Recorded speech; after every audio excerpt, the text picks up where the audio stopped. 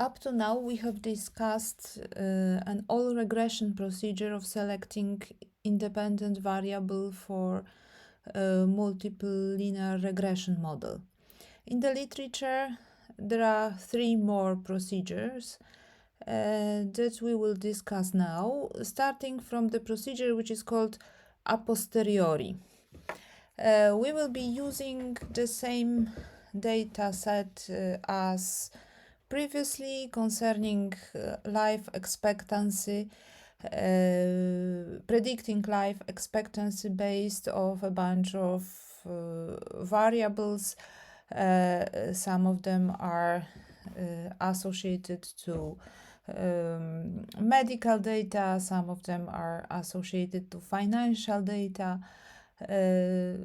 We have the same file with 134 countries, and our dependent variable is like life expectancy in years calculated for each country, and we have 17 possible dependent variables from which we want to choose some in such a way that our prediction is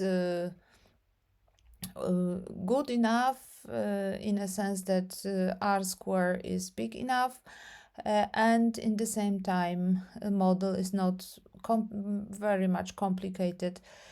We want to keep the independent variable, the number of independent variables to minimum.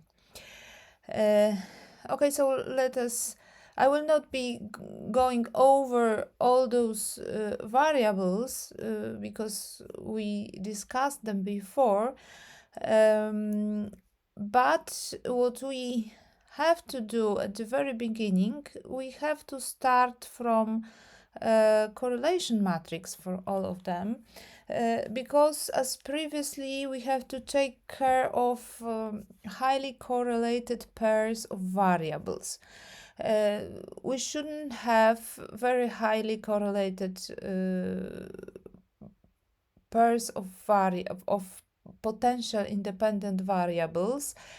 As a matter of fact, we shouldn't have variables that have correlation coefficient equal to 1. So definitely we cannot have variable number 9 and variable number 4 together. There are other pairs, variable number 12 together with variable number 6, and the pair 15, 16, and the pair 17, 18. So previously we have even selected more variables. They were not in pairs but in subsets. For example, to the subset to the pair 9, 4, we could also add variable number 7, but this time we will be less restrictive. What we have to remove for sure is one of the variables 9 or 4, and then since 9 has higher correlation with the dependent variable, then we should probably keep 9 and remove 4. But we will also, in order to shorten the whole procedure, we will also remove one of variables from the pair 12 and 6. So we will keep 12, and one of the variables from the pair 15, 16, we will keep 16, and the pair 17, 18, we will keep 17. Okay, so we are left with 13 potential independent variables.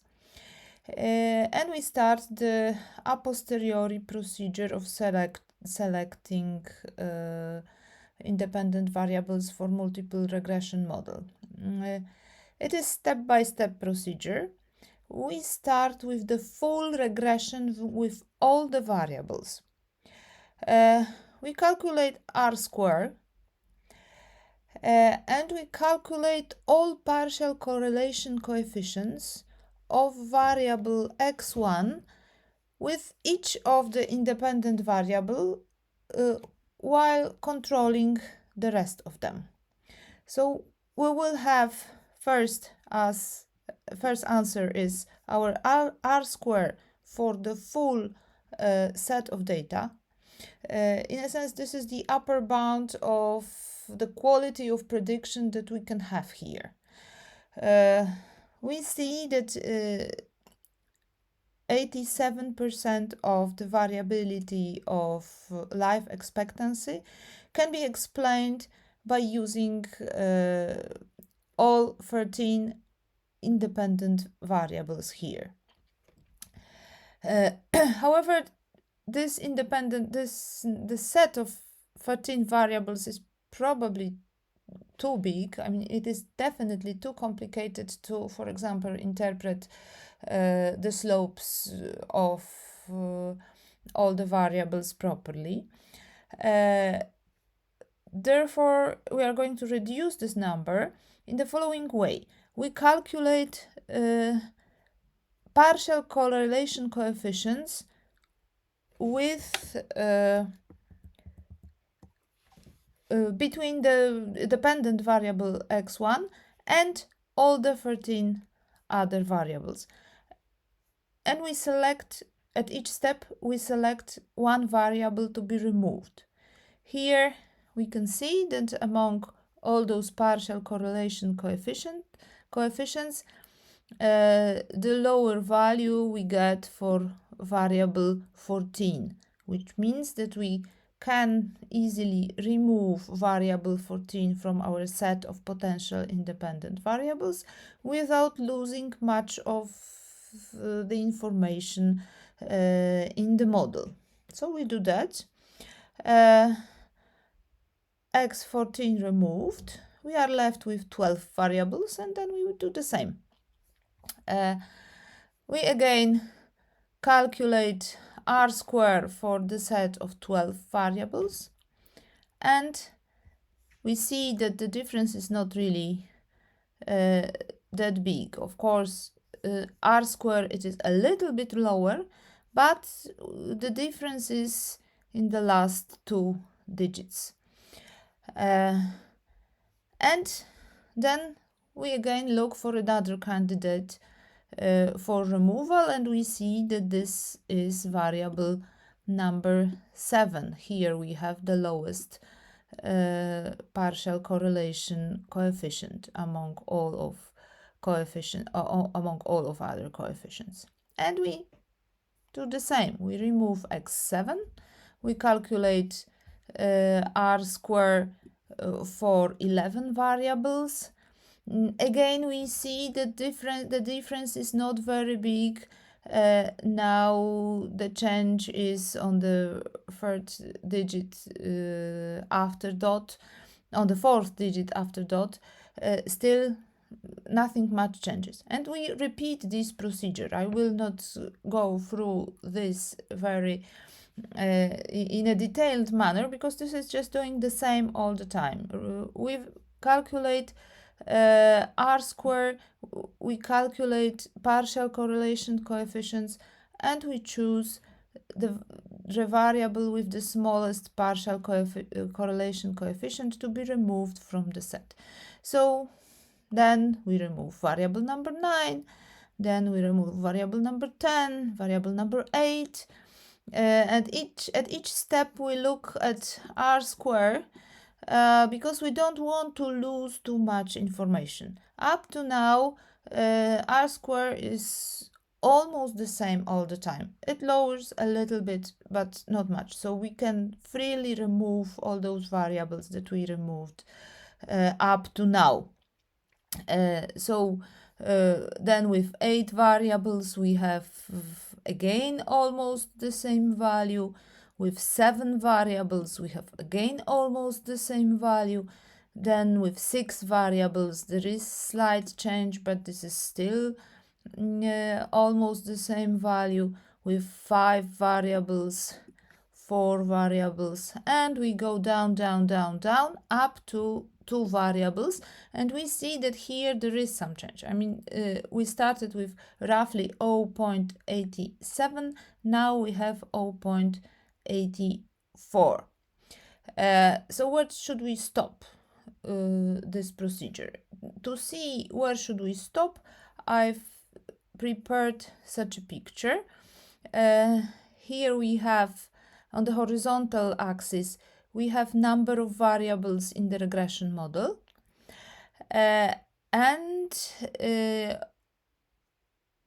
on the vertical axis we have r squared in each of the regressions, and we see that starting from 2 up to 4 we get some increase in r squared, but then r squared does not change much. So probably the best idea will be to keep 4 variables in our regression model. When we check which variables are these 4 for which we get this point, we see that these are variables 3, 11, 13, and 17. So 3 is adult mortality, 11 is government expenditure on health, variable 13 was HIV deaths of children under 4, and variable 17 was human development index. So using these 4 variables, we get in the same time fairly simple model, and we can predict with good accuracy, explaining a little bit over 87% of the variability of our dependent variable. So as you can see, this procedure is simpler than all regression procedures, procedure, but it led us to exactly the same conclusion as before. Before we considered also 3 regressions. We also can have 3, or we can have 2 variables in the regression, because all of those coefficients are high. But when we see this picture, we see that probably 4 is the most reasonable, because here sorry, here the quality of this graph really changes. So from 4 up, there is really no reason to use those other variables. Okay, so that's all, and in the next short film we will discuss the third procedure, which is called a priori selection procedure.